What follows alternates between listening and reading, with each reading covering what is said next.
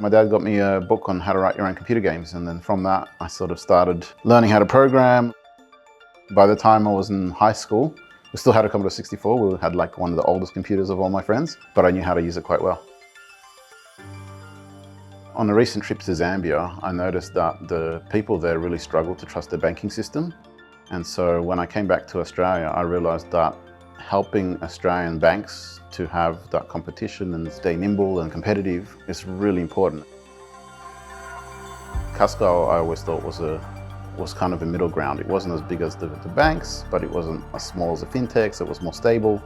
So I thought it was a great place where I could come and actually make a difference, allow the smaller banks to compete with the larger ones, so standing up for the underdog.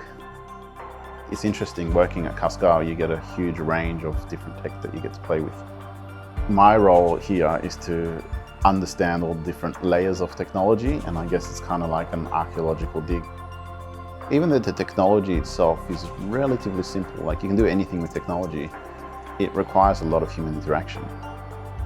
I love to introduce collaborative learning and collaborative environments, so getting together with the architects, the tech leads, the product owners, getting into a room and like, here's what the problem looks like, what are different ways that we can solve this.